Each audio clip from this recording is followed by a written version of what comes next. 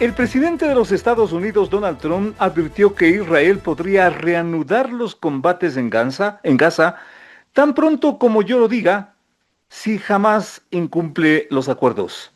Y no solo eso, si Hamás sigue matando en Gaza, no tendremos más opción que entrar y matarlos, dijo el gobernante estadounidense 3 días después del intercambio de prisioneros palestinos y rehenes judíos. Este es el último hecho noticioso que me permito citar para, con el doctor Francisco Paredes, internacionalista, analizar un acontecimiento que tiene múltiples connotaciones y que pese a estar tan distante en términos de kilómetros, está muy cercano porque bien puede involucrar la paz de todos porque hay potencias que están en juego en todo esto. Gracias a la presencia del doctor Francisco Paredes, insisto, internacionalista, para darnos su punto de vista sobre este plan de paz que se está aplicando en esa denominada Franja de Gaza y que podría eventualmente explotar en algún momento, o finalmente ha entrado esto en una secuencia de resoluciones que tiene sus complicaciones porque es un tema extremadamente complejo y que finalmente llevará a una paz para alejar una conflagración internacional. ¿Cuál es su punto de vista, doctor? Bienvenido. Félix, muchísimas gracias por la invitación. Y partiendo de lo que usted menciona, la noticia más reciente es la sombría advertencia del presidente Trump de que en caso de que las hostilidades sean reactivadas, Estados Unidos y su poderío bélico entrarían directamente en contra de Hamas en la Franja de Gaza para combatir a la todavía resistencia que existe dentro de Esto la es lo que Franja de acaba Gaza. de decir el señor Trump. Sí, me parece que fue hace un par de horas ¿Cómo nomás, no? fue hoy en la mañana. Pero ¿cómo llegamos a este punto? El presidente Exacto, Trump ha sido, exacto. él y su yerno han sido los estrategas de esta paz, al menos momentánea. Trump y su Y yerno. su yerno, sí. ¿Ya? Quien dirigió las negociaciones es precisamente su yerno, quien tuvo a su disposición todo el gobierno estadounidense y toda la libertad para poder plantearles distintas estrategias de negociación, tanto a Israel como a Hamas. ¿Un yerno bien exitoso, digamos? Eh, ¿O Se llama Jared Kushner, también tiene algo de descendencia judía, entonces hay un interés también de ya? fondo. Sí hay que diferenciar lo que es el pueblo judío del Estado de Israel, ¿no? Son dos cosas bastante distintas. El pueblo judío es el pueblo que ha estado desde la época de Abraham, desde el territorio determinado como territorio sagrado, Tierra Santa. En la propia Biblia encontramos referencias a Canaán y demás. Yo siempre pienso que esto es como dos primos peleándose por los terrenos del abuelo, porque Ujú, es un poco así, ujú. porque tanto Y donde el factor religioso de paso es es que fundamental. es fundamental, Sí, porque creo que señor. hay que entender bien Sí, desde dónde señor. viene esto, y hay que fijarnos que en la propia Biblia, en la Génesis, ya nos habla de esta diferencia, es decir, cómo arranca este conflicto está ahí. Abraham, el padre de los dos pueblos, porque para los dos pueblos, incluso para el cristianismo, es quien llega a esta tierra santa, al famoso Canaán, ¿no? De ahí él tiene dos mujeres, una Sara, de donde viene todo el pueblo judaico, y la otra que era una esclava, que es de donde viene Agat, de donde viene todo el pueblo musulmán. De ahí viene la pelea de quién tiene la titularidad sobre qué. Años más tarde, esta tierra santa es tomada por el Imperio Otomano y para la liberación del Imperio Otomano, cuando comienzan la Primera y Segunda Guerra Mundial, hay compromisos con los ingleses para que tanto Palestina, ya en su momento posicionado sobre esas tierras, como los judíos, que no estaban posicionados de la tierra, puedan encontrar algún acuerdo y que tomen nuevamente poder sobre estas Qué tierras. interesante y qué brillante esa ubicación, doctor.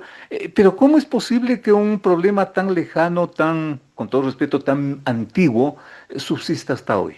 La explicación es, yo un poco le echo la culpa quizás a la Organización de Naciones Unidas, porque en su momento no, ellos tenían dos opciones. Se acaba la Segunda Guerra Mundial, bueno, Naciones Unidas se crea en el 45. En el 47 termina la guerra y demás, y la discusión era qué vamos a hacer con ese pueblo, porque los ingleses le habían ofrecido tanto a los palestinos como a los judíos darles un territorio, una nación-estado en ese mismo Ujú, territorio. ujú. Y habían dos opciones. Opción número uno, un solo estado dividido en dos fragmentos, es decir, en dos semi-estados con sus propias independencias. o dividir las tierras. Ujú, ujú. ¿Y qué es lo que sucedió? Tomaron la segunda opción, dos estados distintos, y lo que sucedió es que el año siguiente arrancó la guerra, la famosa guerra en la que Israel luchó contra todos sus vecinos y tuvo una victoria. ¿Se equivocó la ONU? Yo creo que se equivoca la ONU al no fragmentar correctamente esos dos territorios y no garantizar la paz, que eso es lo que están haciendo ahora. Por primera vez, quizás el éxito de estas negociaciones se pueda dar Sí, señor. si este grupo Sí, señor. especial de seguridad que se ha intentado conformar se conforma y toma parte de la administración.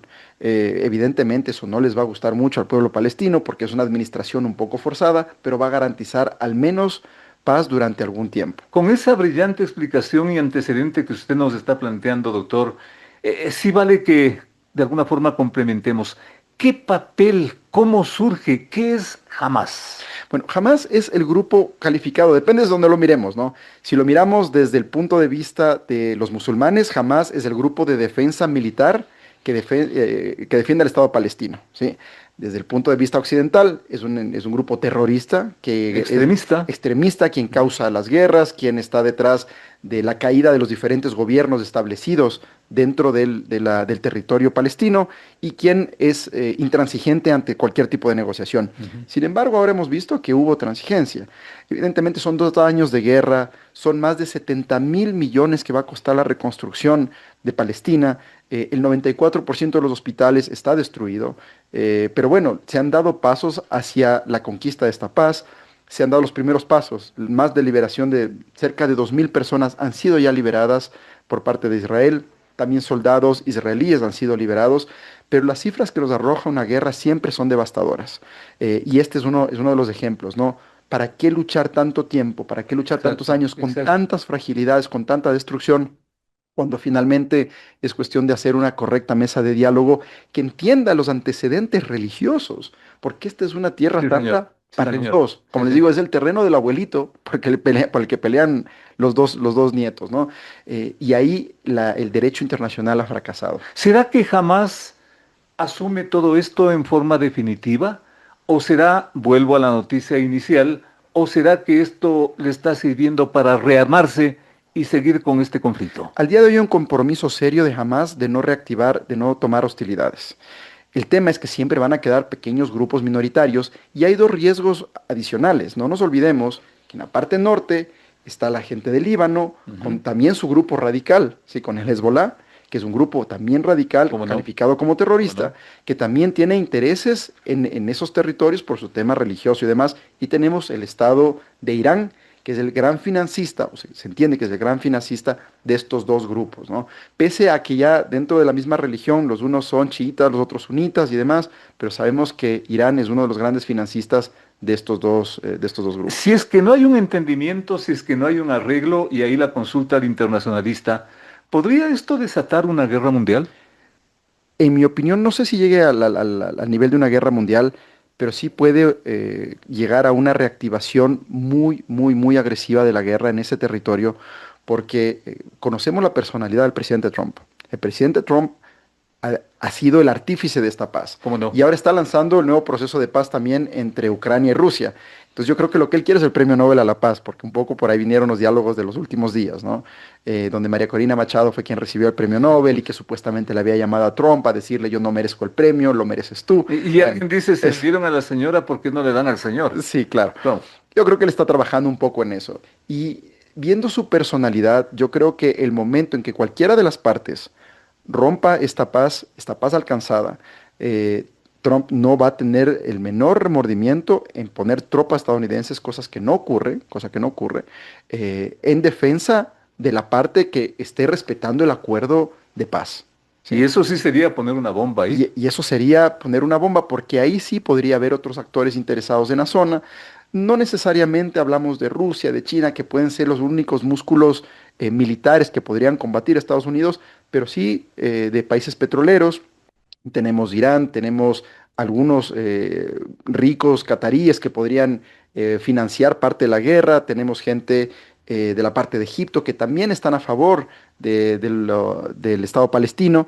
Entonces, sí podría desencadenar en una guerra mucho más violenta de lo que ya ha sido Son 2 años durísimos. Imagínense que 550 toneladas de ayuda humanitaria diaria no abastecen para el daño enorme que ha sufrido el territorio palestino. Entonces, sí puede ser un espacio de tranquilidad, de paz, también de recogimiento, pero también de rearme. Y eso es lo que podría ser peligroso. Quiero retomar a manera de conclusión, doctor, esa mención que usted hace. eh, y pese a su personalidad, en fin, pese a su discurso, ya lo estamos mencionando al inicio de este programa, lo que acaba de decir el señor Trump, pero ¿cree usted que finalmente el señor Trump se ha convertido en ese eh, paradójico ángel de la paz que necesitaba el mundo o todo lo contrario? Demos una conclusión. Desde un punto de vista geopolítico, Estados Unidos en los últimos mandatos presidenciales no ha tenido el mismo rol protagónico que tuvo en los años 70 y 80. En mi opinión, lo que está haciendo hoy el presidente Trump es retomar las riendas de la política internacional y parte de estas riendas implica garantizar paz en los distintos países. Sus alianzas, sus cercanías al pueblo judío es ¿Lo indiscutible está haciendo bien? y ha conseguido hasta ahora la paz que ya es bueno. ¿Cómo no? Ahora, que esa paz sea garantizada y duradera, eso es algo que siempre va a quedar como una gran interrogante. Todavía hace falta mucho camino por recorrer, garantizar con acuerdos económicos. Solamente recordemos cómo Europa garantizó la paz entre los pueblos europeos y es a través de la economía, a través del intercambio, a través de las relaciones comerciales entre los pueblos que garantizan la paz y la armonía. Mientras tengamos restricciones y bloqueos entre el pueblo palestino y el pueblo judío en esa zona, la paz creo que no va a estar garantizada. La paz se garantizará, en mi opinión, cuando el comercio, la economía, las finanzas ¿Cómo y no? las buenas relaciones entre esos países se pueda garantizar, no solamente entre ellos, sino tal vez por el comercio y el derecho internacional. Lo cual será motivo de otra invitación al doctor Francisco Paredes para su siempre atinado y brillante comentario, pero asimismo a manera de conclusión sobre esta última parte. Todo esto como que perfila el anunciado, quizás el deseado o no sé qué nuevo orden internacional que aparentemente está en marcha.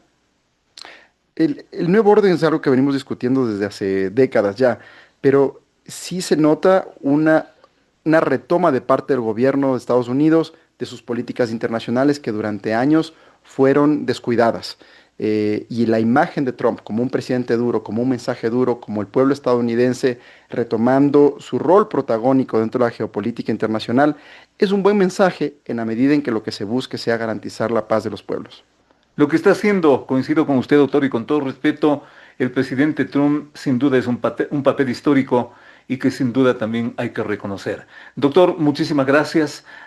Miren ustedes, allí tienen suficientes elementos para que viniendo de la parte nacional nos vayamos a esta parte internacional, que también es fundamental y es importante tener un criterio objetivo.